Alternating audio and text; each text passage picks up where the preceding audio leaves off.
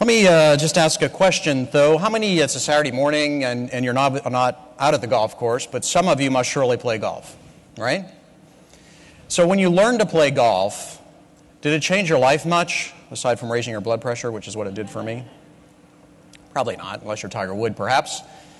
How about motorcycles? Anybody a motorcyclist? Again, a fun, exciting thing to do, but probably didn't change your life a lot. But learning to fly. How many of you would say that learning to fly changed your life? Yeah, I thought so. Me too. It's just amazing, this aviation fraternity that we become a part of when we get a pilot certificate. It's full of opportunity and wonder. All this, and yet our pilot population is dwindling. You know that in the next year, probably our pilot population is going to drop below 600,000 in this country for the first time in decades. Some say that learning to fly is, well, too expensive, it's too difficult, it takes too much time, and sure, there are shades of truth in all of that. It is a time-consuming thing, and it does cost some money, and it really is very challenging. But like anything else in life, learning to fly is a challenge that is worth pursuing. And so, while you and I have faced challenges in learning to fly, some people have overcome exceptional challenges and hurdles to make their dream of flight a reality. This morning, I would like to introduce you to a remarkable young woman who overcame incredible challenges to make come true her dream of flight. Jessica Cox has achieved more in her young life than most of us will achieve in a lifetime. Here's a brief video introduction about this extraordinary woman. My name is Jessica Cox. I was born without arms. Today, I learned to fly a plane. I was a little nervous at first, but then I remembered my favorite words of wisdom. Never let your fears get in the way of your opportunities. When I was growing up, my mom used to worry that I wouldn't be able to do all the things I needed to do. But I just learned to do things with my feet that other kids did with their hands. I learned to drink from a glass, color with crayons, unwrap birthday presents, just like everybody else. I still felt shy about being different, though.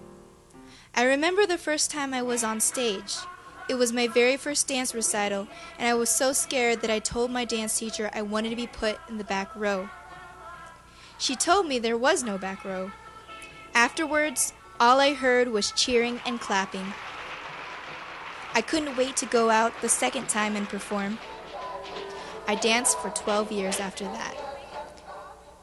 My parents wanted me to learn self-defense along with confidence. I started taking Taekwondo when I was 10. I got my black belt 4 years later. In college, I tested for my second one. I was the first person without arms to get a black belt in the American Taekwondo Association. Our culture often refers to people like me as disabled. I think that's misleading because I live a completely normal life. I drive without special adaptations. I write. I type 20 words per minute. I put contact lenses in my eyes. Probably the only true adversity I face is acceptance from other people. I went to get my driver's license. I passed with flying colors. A week later, I got a letter in the mail saying my license was suspended. Somebody decided it wasn't safe for me to be driving without special adaptations on my car. I had to go back and take 2 additional tests. I still don't drive with adaptations.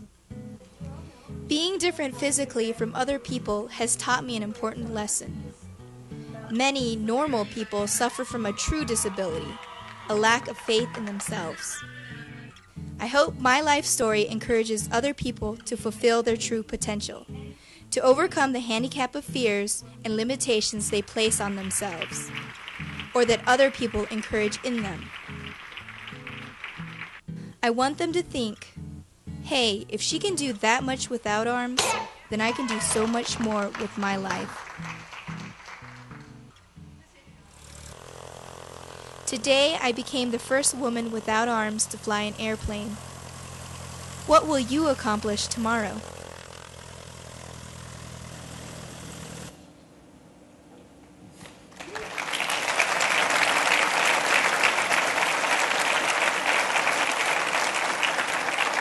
Ladies and gentlemen, I'm pleased to welcome motivational speaker and pilot extraordinaire Jessica Cox. Thank you. Go get her.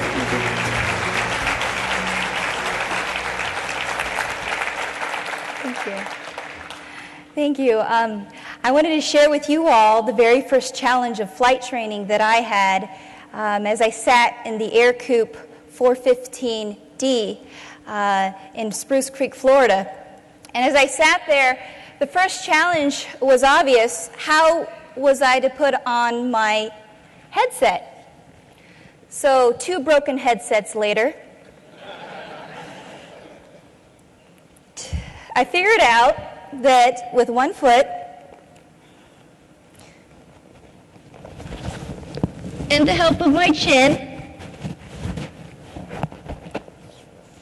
I could do that.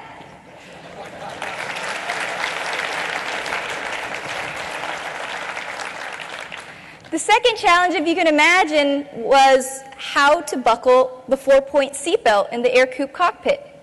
So I actually thought about this challenge for a while, and it reminded me of a challenge that I had in elementary school. And the challenge was how to tie my shoelaces so I wouldn't trip and fall on the playground. And I had to learn at an early age that I couldn't have my feet in my shoes, obviously. And I put one shoe in front of me at a time, and I learned with one bunny ear how to tie my laces. And I also had to learn, though, that I had to leave enough slack so that I could fit my feet back in. So I'll demonstrate that here. With one bunny ear, I held that in place with my right foot. And the other lace I used with my left foot to go over and through and pull to tighten.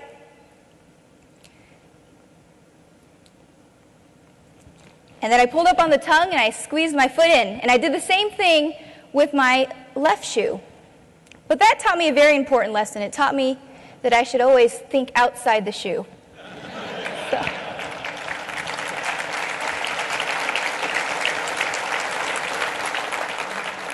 And so I applied that same mentality to the challenge of the Air Coupe seatbelt.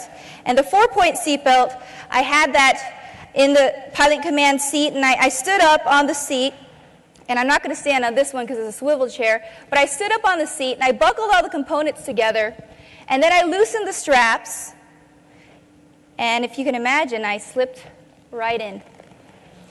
And I used the shoulder strap, I pulled that over with my right foot, and I tightened that. The right shoulder strap I tightened with my left foot. And then I tightened the lap belt with my toes and my heel. I pulled that snugly in place. And my flight instructor, Glenn, got in, and he was impressed. And he asked me, well, how'd you do it? And I said, easy. I just thought outside the shoe. But at the very beginning of flight training, I started off in a Cessna, and it was a very obvious after a few hours of flying the Cessna that there would be no physical way that I could actually solo the Air Coupe. I'm sorry, the Cessna. So I had to come up with another airplane that would be suitable for me, and that was right about the time when the AOPA In Pilot magazine, it was a March 2006 issue, it came out, and on the front cover of the magazine was a picture of Glenn Davis's Air Coupe. And I knew that that was going to be the plane that I was going to train in, and I contacted the editor of AOPA, and they put me in touch with Glenn, and he invited me a couple months later to come out, and he was going to train me how to fly his Air Coupe. His was actually not the right model for a light sport. It was actually a D model. So we continued on my training in 2 other C model Air Coupes, and my instructor, Parrish, Trey Week, signed me off to solo about 2-3 years after I started my flight training in the beginning. And so I'm going to share with you all how it is that I'm actually able to handle the controls of an Air Coupe 415C and how it was that I became certified as a sport pilot. So I have a video here that I'd like to share. With you all, it's a video clip from Inside Edition. And this is the Air Coupe that I earned my certification in. It's a 415C, and I have my right foot on the yoke, my left foot controlling the throttle. And when I take off, I obviously push on the throttle with my left foot, and I use my left foot and I put it back down to brace myself so I can pull back on the yoke with my right foot.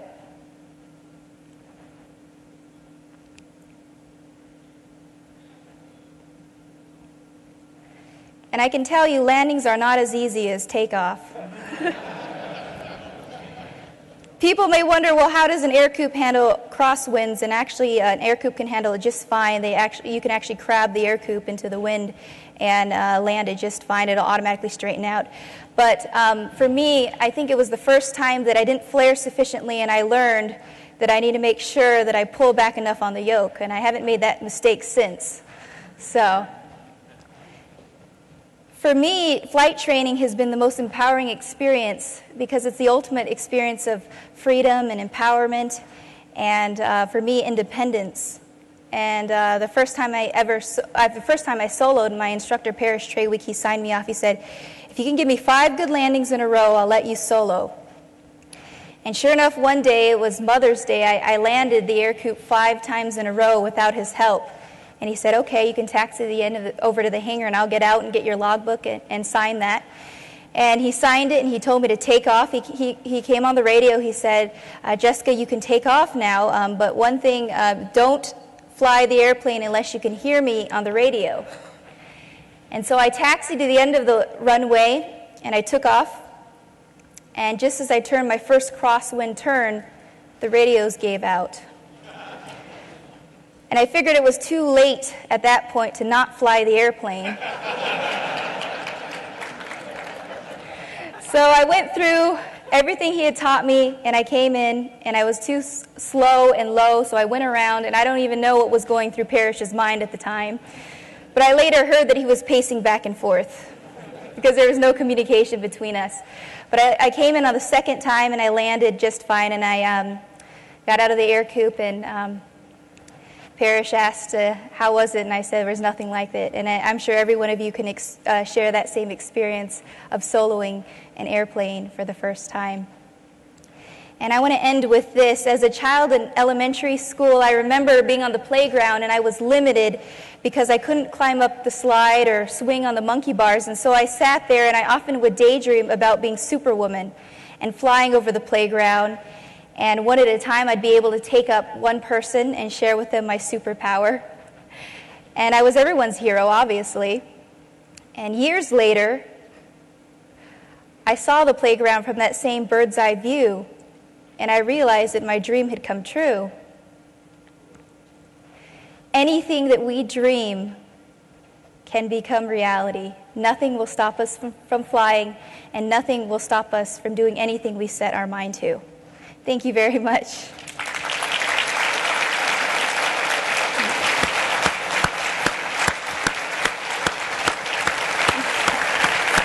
Thank you. Thank you so much.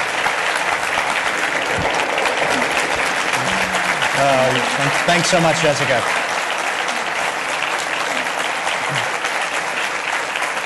Okay. What an inspiration. Thanks so much. Thank you.